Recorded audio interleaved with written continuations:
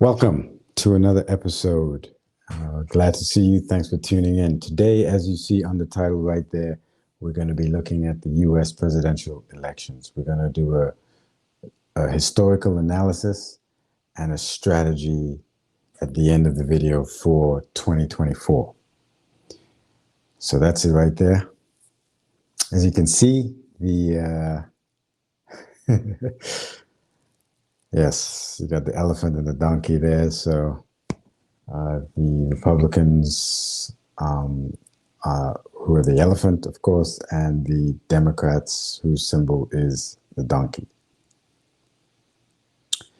So the way I want to do this is really just go into the data. So let me just list some sources here at the bottom that you can see where I got this information from as we move through this presentation.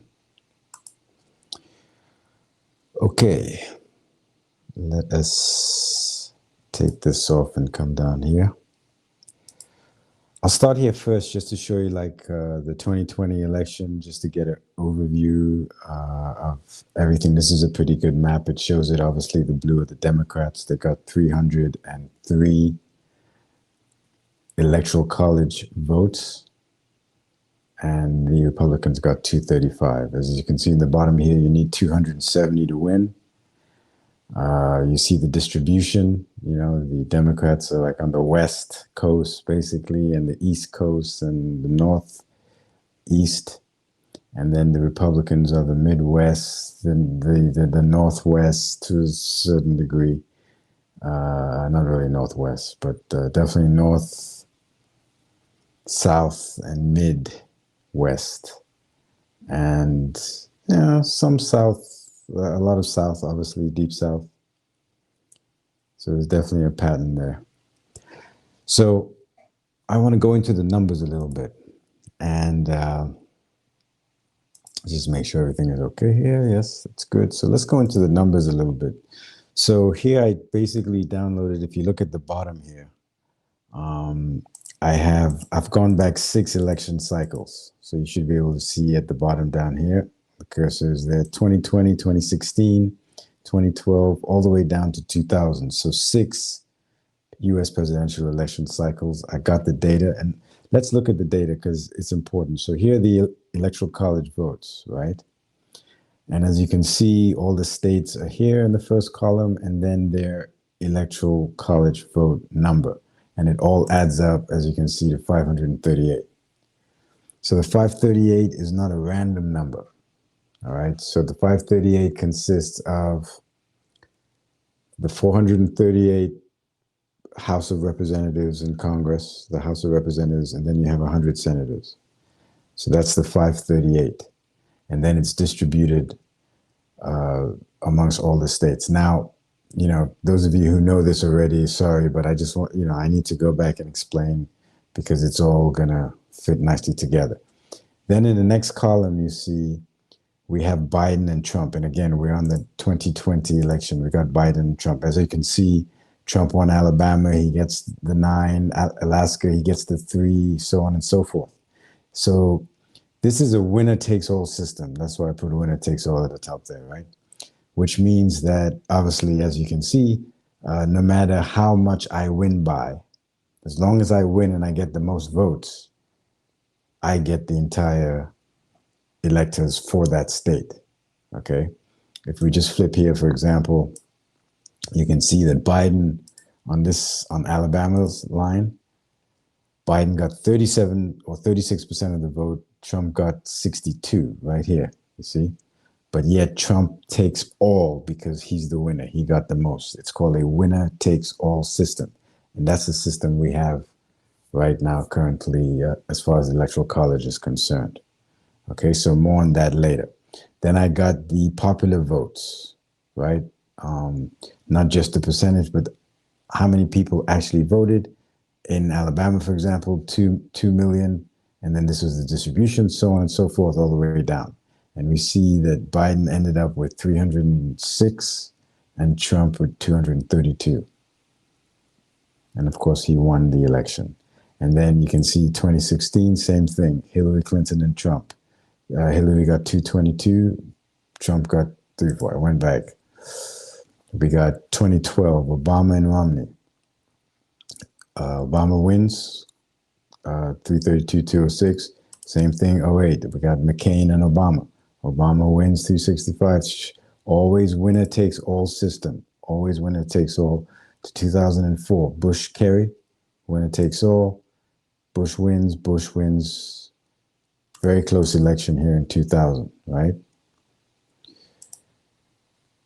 Now, what I want to just check out right now is the winner takes all system. Okay, that's cool. That's how the current system is. But what would it look like if we had a system that actually reflected the will of the people? In other words, what if we had a proportional representation system, right, for how the electors are distributed? So, for example, if we just look down here, let's go with another state. We've picked on Alabama too much. Let's go with Michigan.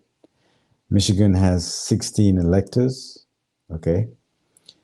As you can see, Biden got all the 16 because he won. He got 50.62% of the vote compared to Trump, 47. But it seems kind of unfair that then he would get all the electors, you know?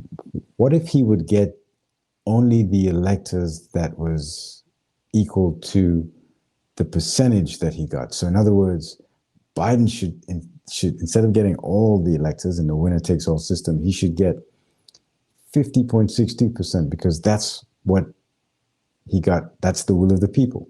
And therefore Trump should get 47%. And if I scroll here, I did that here, right? So I imagined, you can see on the top here, proportional representation. So we were in Michigan. So instead of 16 going one way, it is split. Biden gets 8.1, Trump gets 7.7. And then the third parties, you know, they snip a piece of the Electoral College.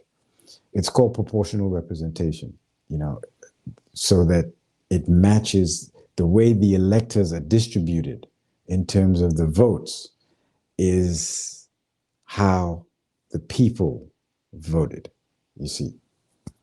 It reflects more the will of the people, you know. It just seems a bit unfair that if someone wins 51%, and in some cases you can win with 48 or 49%, that you get all the electors of that particular state. So, but the question is, if I do this proportional representation, what kind of difference will it make with the election outcomes? So we can test that out too. So here's 2020. So again, remember Biden won 306. Trump got 232. Let's remember that. And if I just scroll over and I see proportional representation, Biden gets 273 to 255 and 10. Right? So Trump does a lot better, 232 to 255, and Biden does from 306 to 206. So it's still more than 270. So even under proportional representation, Biden would still be the president, right? But obviously, his win is he just made it kind of thing. You know, it isn't as much of a mandate as 306 is, or like we'll see later, like Obama got up to 365. Okay, so in 2016, what about 2016? Well, in 2016, Hillary lost the election. She got 227 electoral votes. Trump got 304. Now, if we go to the proportional representation, what would have happened? Take a look. Nobody would have gotten the 270 that is needed to be elected president. So, in fact, Hillary Clinton would have gotten more electoral votes than Trump had this been proportional representation, 256 to 250. And we see here a whopping 32 electoral votes went to the third party. And that's very interesting as we see this. So in 2016, that would have been an issue because no one got 270. So what happens if no one gets 270? Hold your horses. We're going to get to that. Let's just go through the other elections and see if there's other elections that are like this. Right? Where you don't have 270. So if we go to 212, again, we remind ourselves this was 2012, Obama versus Romney. Obama got 332, Romney 206.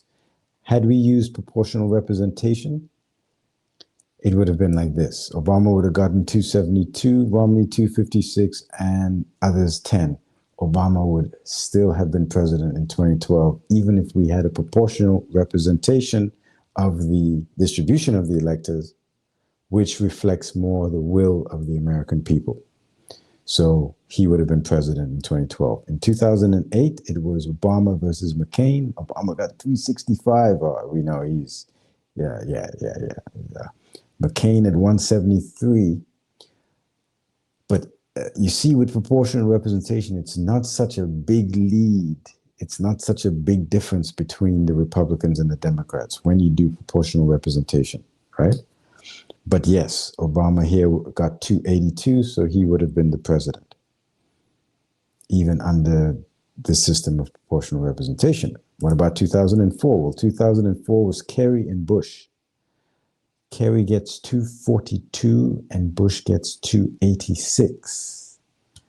Under proportional representation, it would be like this: 257, 274, and 6. George Bush would have been president, but as you see, barely made it past the 270. So that is an interesting election. In 2000, considered one of the closest elections. If we had proportional representation in that election, look at this. No one would have gotten 270.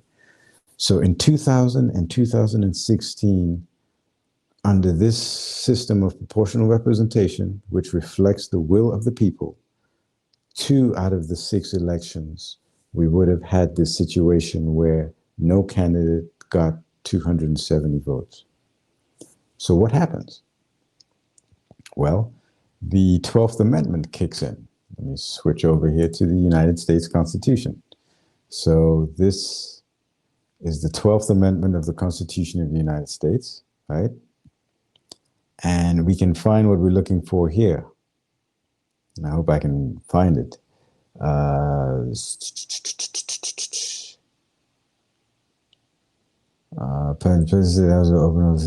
The person having the greatest number of votes for president shall be president, if such a number be a majority of the whole number of electors appointed. That's the 270, right? It doesn't specify 270, but it says a majority of the whole number of electors appointed. So the electors appointed are the 538 that I showed you in the column there, and therefore the majority of that would be 270. In other words, if someone got 270, no one else in the race could get higher than that because they have that majority, right?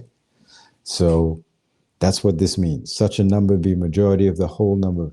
If no person, we continue down here, if no person have such majority, then from the persons having the highest numbers not exceeding 3 on the list of those voted for as president, so basically the top 3, or at least not exceeding 3. It doesn't have to be 3. The House of Representatives shall choose immediately by ballot the president. Interesting, right? But in choosing the president, the vote shall be taken by states, the representation from each state having 1 vote. So remember I said earlier that the House of Representatives have about 438 members. So it's not, in this particular vote for the president, it's not going to be 1 man, 1 vote. So there'll be 438 votes. No, it is saying specifically here in the 12th Amendment that the vote shall be taken by states, the representation from each state having 1 vote. Boom, right there. So in other words, there will be 50 votes or 51 votes. I keep forgetting how many states that, but let's just say 50. Okay, so the vote shall be taken by the states, each one vote. So it'll be 50 votes. So each state delegation, if you will have one vote, and they'll have to come together and agree who's going to be president. And remember, it's the House of Representatives, according to the 12th Amendment, that shall choose the president, right? The Senate chooses the vice president, okay? And you can see that's down here. The Senate shall choose the vice president for quorum, and the same thing. Majority is needed there. So that's what happened. That's what happens, rather, when a candidate does not get 270, which is the majority needed to be elected president. Okay, and that would have happened in two different situations, as I just showed you, in the year 2000 and in 2016. Okay, so those elections would have been decided in Congress. You remember that the 2000 election was decided by the Supreme Court. So that was a different situation. But if no one gets 270, it's decided by Congress. Okay, so I thought that was interesting. What else did I want to talk about here? I wanted to talk a little bit about third parties. You know, I haven't really highlighted them or talked about them, but this is very interesting. So the first important point here is that if you notice with third parties, this is what happened. This is how many people vote for a third party. In other words, a party not the Republicans or the Democrats, but another party, whatever that party is, right? So the numbers that I have here in my chart, for example, let me just show you here, is you can see the popular votes. Biden gets this, Trump gets this, and then boom, other popular votes right here, this column right here. I hope you guys can see it. Other popular votes. Now, what am I saying with other popular votes? That's all the third parties combined, okay? All of them combined is just one number. So what is interesting is that you can see from this that, let me just go back to the third party, is that something happened in 2016.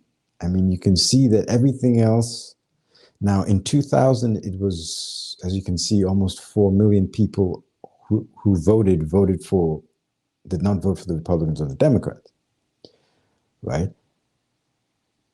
I suspect that was a high number. That's a high number, but that's because I believe there was actually a very popular third party candidate in 2000. If I'm not mistaken, it was Ralph Nader, and he may have gotten some of the votes. But that's actually an investigation that I think I need to look into to find out why that was. And then, you know, it goes down to 1.2 million, and then it goes up. This is Obama, 1.8 people. So it's still relatively low. And then suddenly in 2016, it shoots up, as you can see right there. Man, look at that. It just shoots up. This was, of course, the Hillary versus Trump election. And again, it would be interesting to see what explains that explosion. I haven't looked into it, but I'm going to make a speculative guess. And you see, of course, it goes down in 2020, the most recent election. It goes back down to, you know, back there as well. So something happened in 2016. Now, I suspect, and I need to look into the numbers more, but I suspect that 2016 was not only Hillary and Donald Trump, but it was also Bernie Sanders. And I think Bernie Sanders, those of us who remember that time, really started a movement, a really big movement. And I think that when he conceded the Democratic nomination to Hillary Clinton, the way in which he did it, he pledged his support. I think the people who supported Bernie Sanders and who were inspired by Bernie Sanders were not willing to vote for Hillary. And I think they said, look, you know what? We're going to go out and we're going to vote for a third party because it's like a protest vote. You know, rather than not vote, let's go out and vote for someone else, vote for a third party candidate. Because that's what happened. Third party candidates just shut up, you know? And I think that's part of what happened. I think Bernie brought a lot of people who are eligible to vote or who don't vote, and we'll talk about vote eligibility in a minute. And I think Bernie brought these people out, and they were disappointed when he lost, and they just could not vote for Hillary. I mean, this is the reason why, in my opinion, and again, I will look into it a little bit more. But my suspicion is that this is the reason why Hillary Clinton lost. You know,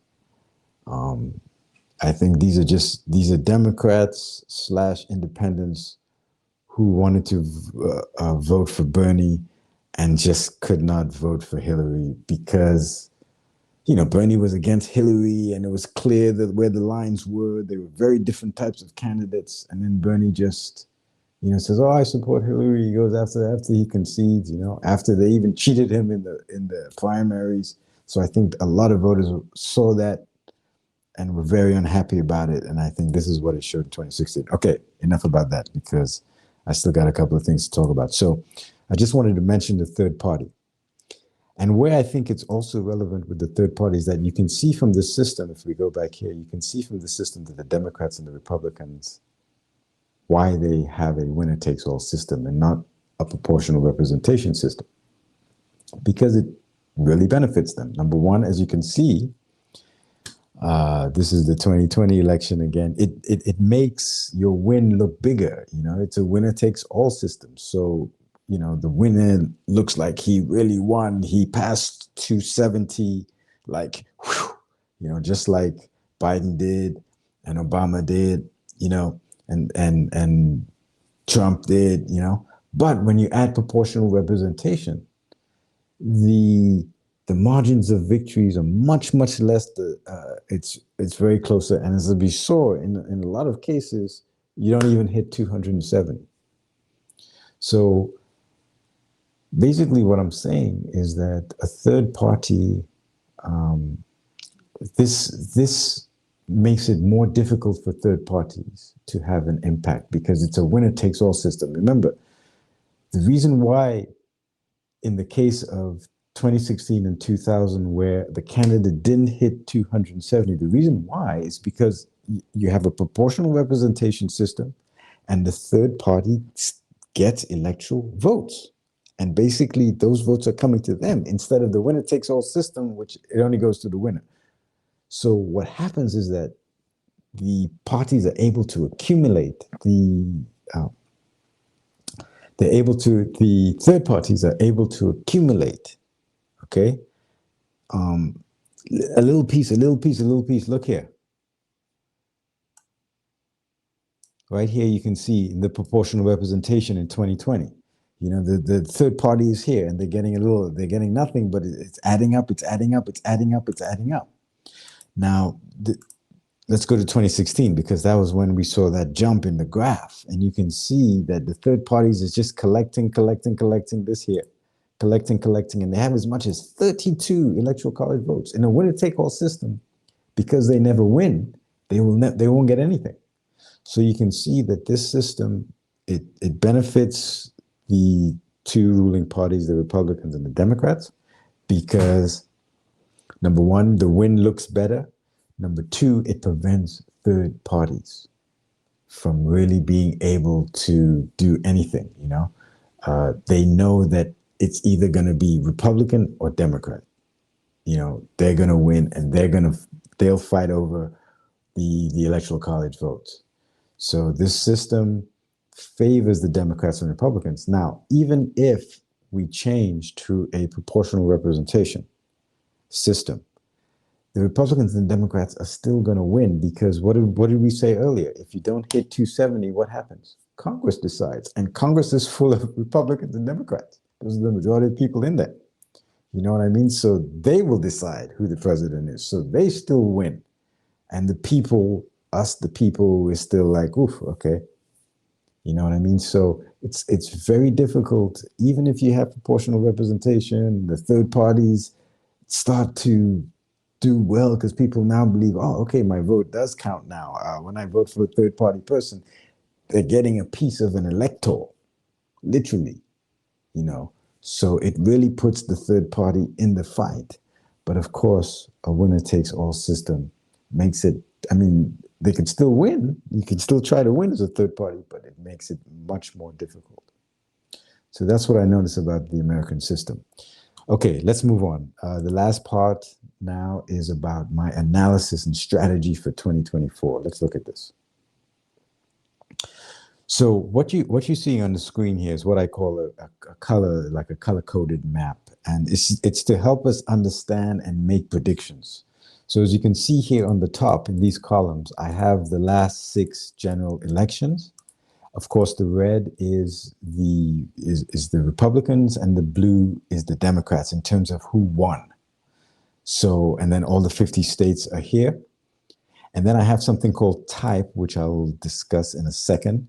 But as you can see now, we have a historical color-coded map that tells us basically which party, the Republicans or the Democrats, won the electors. Remember, it's a winner-takes-all system. So which one won the state, basically, in the last 6 election cycles? That's what this color map does. And what this color map did for me, once I was able to actually see it in this way, you know, of course, you see this blue wall, and then you see the red wall, you know, and it just shows you that before anything begins, there are certain states, no matter who the Republican candidate is, that are going to go Republican. As long as that candidate, more than likely, a Republican candidate would have been vetted, and he, you know, for him to be nominated, he would have certain Republican things. Same with on the Democrat side. Okay, so it doesn't matter who the candidate, and the history shows us that, because, you know, let's take, for example, on the screen, let's take a state like Alabama, right? Alabama, it was George Bush. George Bush won. Of course, he was the president. In 2008, it was McCain, you know, and he won. Romney won, you know, even though these were Obama's years. And then Trump won. Trump won in 2020, even though he lost the election, but he won Alabama. So this can tell you, this wall can tell you that basically before the games even begin, certain states are Republican and certain states are Democrat. And that's what the type is here, this column. This is an important column because this is where I do all my prediction. Now, what I'm going to do first is I'm just going to, I forgot to put this all back to Battleground, because these are all Battleground states, which I will explain in a minute. And these 3 here is what I'm going to call swing. Gosh, I realize this is going to be a slightly longer video than I anticipated, but I hope you guys are getting something out of that. I really hope. I mean, I did. I really learned and understood, you know, the U.S. presidential political system, really, like, you know, how it works and all that type of thing. But anyway, and then we're going to go back and call Florida swing again. Sorry, I didn't reset that. Okay. So what I've done then is I've labeled blue for all the states that I'm going to pick that are going to be won by the Democrats in 2024, right? Based on this historical analysis. So I've labeled it blue, as you can see, you know, and you have the drop down, you have blue, red, swing, and battleground. These are the options, and I'm going to explain them all in a minute. So that's all the blue from the blue wall. Then you have this red wall, and I have all the red. Now, there are 11 states, 4 what I call swing states, you know. I mean, I didn't come up with that name, but swing states, and I'll explain that in a minute. And then we have 7 battleground states, okay, which we don't know who's going to go to. That's why it says swing, and that's why it says battleground. So we have blue and red. So if we check out this, it means that the Democratic Party will have 19 states that historically they've won no matter who their nominee was. Okay. Same, and the Republicans 20, and then that's worth 223 and 264 electoral votes, which means the Democrats need 47 and the Republicans need 106 to get to what? 270, right? You guys are with me? So these are automatic states that I believe it does not matter who the candidate is. As long as they're the Republican or Democratic nominee, they will win those states in 2024. That's my prediction based on on this historical analysis, right? And obviously I've named the states, and it comes to 19 states for the Democrats and 21 for the Republicans. Okay, and again, this is how many electoral college votes it is worth. So that's the first thing. So let's go back to the color map. So what about these other states, swing and battleground? So this is the swing state.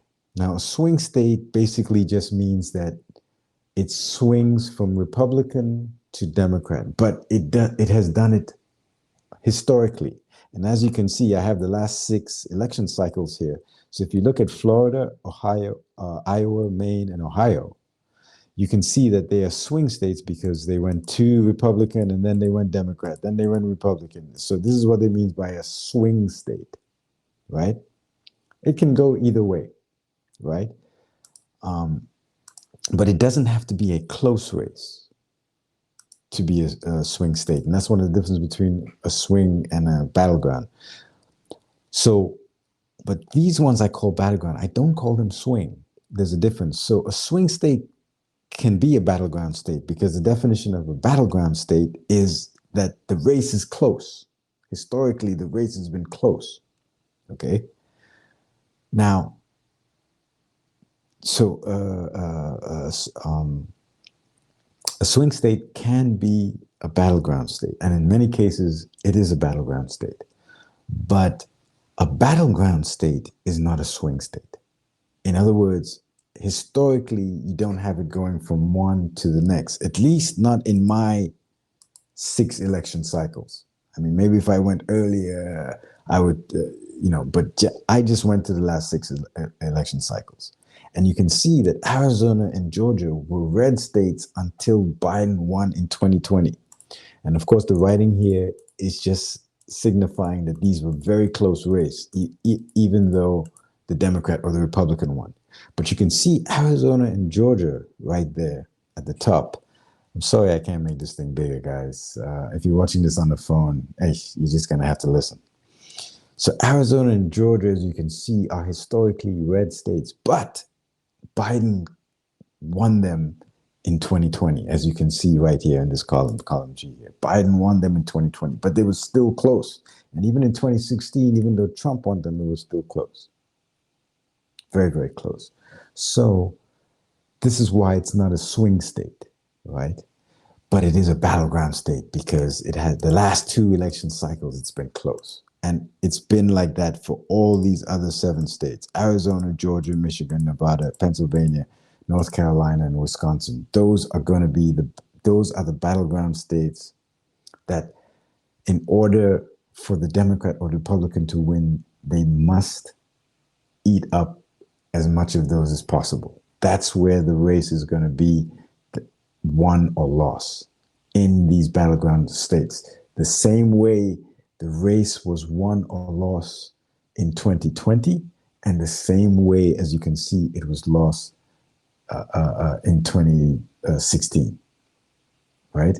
So 2020 and 2016, they were the battleground states, and they will continue to be the battleground states for 2024. Okay. Now let's go to these swing states. They swing, but you see Trump won all of these states twice, so there's a good chance that he might do it again if it's going to be Trump again. And let's say Trump and Biden. Most people, this is October 2023, most people are saying it's going to be Trump and Biden. Maybe in the future things will change. So, okay, very interesting. So where are we going to go? So this is part of my prediction. So I'm going to say, look, I'm going to say, because Florida was close on the last 2 elections, even though Trump won, but they were very close. Okay. Not as close as it was in 2016. It was a little, so the pendulum might go to Trump again because of that. But I still I'm going to put this down as a battleground state. I'm not willing to say who's. I just can't predict who's going to win Florida. So I'm going to say that it's a battleground state. And then we have these three here, and these three were not close in the last elections. It was close here, and of course, my definition of close is 3.5% or less difference between the Republicans and the Democrats in the state, right? It was a less than 3.5% difference in terms of the popular vote. So as you can see, it wasn't that close. So I'm going to say Trump, and again, let's assume it's Trump and Biden. I'm going to go here and go red, red, red, because he won it twice, and it wasn't necessarily that close in 2020, which is the most recent. So I'm going to go red, red, red, and then I'm going to knock this to battleground. So when I do that, where does my prediction calculator comes? Well, the Republicans pick up a few states, and they pick up a few more electors. They go to 192 compared to the 223 for the Democrats, and this is where we are. So right now, I'm going to say this. I'm not willing to say who's going to win on the battleground. I don't know. I mean, we can take guesses and stuff, but I can't say. In these ones, are there any that I can turn? Well, I will say that Nevada will go blue. Why? Because it's gone blue the last 4 times, and even though it was close, the Democrats still came out on top, right? So I'm gonna say I'm gonna give that blue. Michigan, as you can see, Trump got it. It's been close the last 2 times. Trump got it, and then the Blues came back. You might think it's really difficult. That's why they're called battleground states, because you don't know who's going to get it. It's going to be close, So I'm just going to leave it there for now, and say the rest I cannot decide. Okay, so then where are we? Well, this is where we are. We're at 229 and 192, but most importantly is this column. And this is why I say that in 2024, okay, the road to the White House, the presidential elections, is going to be twice as difficult as for the Republican Party as it is going to be the Democrats. Why? Because they need, as you can see, they need to go for twice the amount of the electoral votes that the Democrats have to, as you can see there. So this means that the road is going to be harder. The Republicans have to win more of the battleground states, particularly the ones that have a high number, like Florida. Now, I think the Republicans are probably favored to win Florida because why? Trump won Florida twice. Let me make sure of this.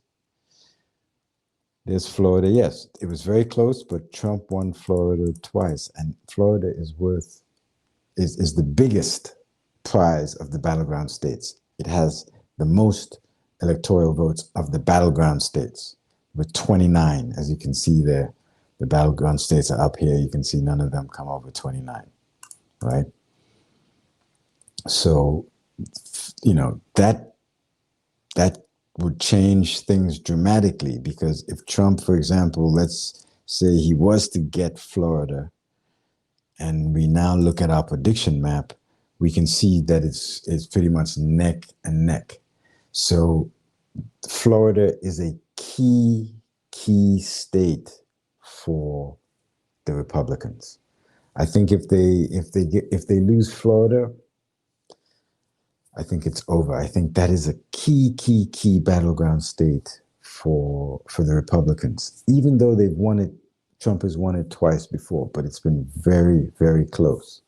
The Republicans have to make sure that they win Florida, because as you see, if they can, then they're pretty much on par with the Democrats in terms of how many more electors they need. But winning Florida is not guaranteed a win. It's guaranteed you being able to be competitive against the Democrats. Now, I said earlier that it doesn't matter who the Democratic who the nominees are. That's only with the states that have traditionally always gone either Democrat or Republican. Then yes, it doesn't matter who the person is. But in the battleground states, and I want to show you why I say it, in the battleground states, I believe it does depend on the person who is the nominee, right? Simply because Trump came, he had a big, in 2016, he came with, he was the Republican nominee and he was like just blazing his way through, and he was able to, he was able to win, as you can see, 6 out of the 7 battleground states, as well as obviously Florida. And that was it. I mean, these are the only states available for, is it going to be the Republican? Is it going to be the Democrat? So Trump won it all. And you can see right then in 2020, it's totally reversed. Biden wins pretty much everything that Trump won. And that's why he won the election. He won the majority of those battleground states. Okay. And that is where the fight is going to be. If the Republicans lose Florida, I think the Republicans are done, no matter who the nominee is. If they win Florida, then they still have to win the majority of the battleground states, because that's where the fight is. And the thing about the battleground states, if you see the Electoral College, how much they're worth, can I get to it? You can see here the electoral votes for the states. They're all pretty much, yes, okay, 20 is high, but then they're all kind of the same. There isn't one that's jumping out. So you really have to win just the majority of them. Whatever you can get your hands on, you can win. So that's my, I don't know whether you call that a prediction, but it's a prediction and a strategy. Obviously those are the states that are gonna have more focus by the Republicans and the Democrats. Obviously I'm not the only one that knows this. They've done this analysis. Those are going to be the states where they're going to be more, the money and the efforts and everything is going to be put into those states because of the history, the fact that in the last 2 years, each of those states have been extremely close in terms of the battle. And it's flipped. Trump won, then Biden won. So, that's going to be the test for everything. Okay. That's good. Thank you all. The final thing that I think is interesting, and let me make sure, is just, okay, we've talked about the US presidential elections. We've talked about the Republicans and Democrats and all this, who might win, who has an advantage, it's going to be harder. Obviously, as I said, it's a much harder road, I believe, for the Republicans. Particularly if they don't win Florida. But if they win Florida, then they can be, then it's like, ooh, let's see who wins, And it does seem also that the mail-in ballots of 2020 made a big difference in Biden winning those states, because it does seem that the mail-in ballots had more Biden votes than Trump. And he was able then to really come over the top in these battleground states. But now let's have a bird's eye view, or not even a bird's eye view, but let's look at the voters so that we can have an understanding of who are the American voters? What are the groups that what are the different boxes that we can put them in? Let's take a look. So, give me a second to just pop this screen up. So we can see there that the total US population in 2020, of course, these are 2020 numbers, right, is 330 million, okay? But of course, all those people cannot vote. So we need to find out how many people are under the age of 18, okay? And take that amount, obviously, away from the total US population. And we should be left with an eligible, this is not the people who actually voted. these are the people who are eligible to vote, right? 257 million Americans. And of course, this comes from census.gov. The sources are down there. I'm not just pulling this out of somewhere. This comes from them. So 257 million Americans are eligible to vote in the presidential elections. Okay. Now, obviously, these are general numbers, So we have an eligible voting population. So there's the 257 million, the eligible voting population. And then who voted in 2020? Well, I got those numbers from my chart that I was showing you before. 157 million. I made the numbers be 157, so it's easy to see it. But it was probably 157, 800, or 158, or something like that, right? So 257 eligibles. But how many actually came out and voted in 2020 or sent their ballots in? It's 157 million. So 100 million Americans did not vote. Okay, according to this. Now, a lot of that 100 million are probably people who cannot vote for whatever reason. But even if we take 10, 20 million out, it's still a sizable chunk of people who don't vote, So let's look at the distribution. So if we look at the distribution of let's go back here and look at the distribution of eligible voters. This is a nice graphic because now this is the eligible voters and the boxes that we are all in.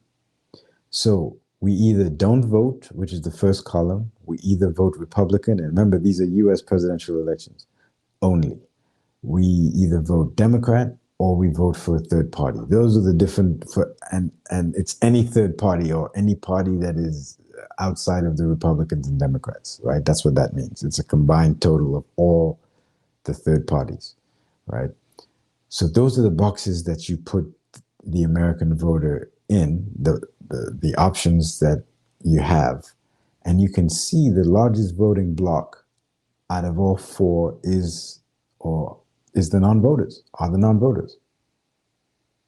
40% of eligible voters in America don't vote. Now, again, I agree, there's probably a lot of people in there who cannot vote for whatever reason. And that number perhaps needs to also come down a little bit. But still, it's still a sizable portion, of people who are not voting. And that's interesting. It'll be nice to know why, Are they not getting the message? Are they just can't vote? What's that number really? So I just wanted to present this to show. I thought this was interesting to know in my mind. I think this also bodes very well for, if we assume that non-voters, somehow we can get them to vote and we can get them to participate, it can make a significant difference to who is elected. And I'm not just talking about Republicans and Democrats. I'm talking about even about third parties, because right now the people who come out to vote, the majority of them come out to vote for either Republican or Democrat, But if we can get non-voters to come out and participate, they could really help third parties to give the American people another choice. With proportional representation, that would even enhance it even more. We could, third parties could be more effective. Whereas now in the current system of winner takes all, it's very tough. But there is hope because there's a lot of people who are not voting. So that would be a strategy for third parties, to identify these people and to find out why they're not voting and try to win them over to, because, if these people, and that's another thing, this is the third party should just be one party. It should be not Republicans, not Democrats, and it should just be one party, and everybody should just unite and be in one third party. And then we go after the non-voters, and we can have an alternative. Yeah, you can tell that I'm someone who's not happy with the Republicans and the Democrats. I'm one of the non-voters. I did not vote in the last presidential election, so I'm one of the non-voters. I have voted before historically, but yes. So it's been a long video, but I've enjoyed it. I think I've covered everything. Once again, I hope that let me go back to my title image. Once again, I hope that you guys enjoyed the video. I hope you learned something. I know I did. I hope you guys too. Sorry that it was maybe a little bit long, but I think, look at the title, man. It's a heavy title, man. U.S. presidential elections, historical analysis and strategy for 2024. You know what I mean? So, let's, I just needed some slack on that. So thanks again for watching, and I'll see you guys on the next episode. For now, be good.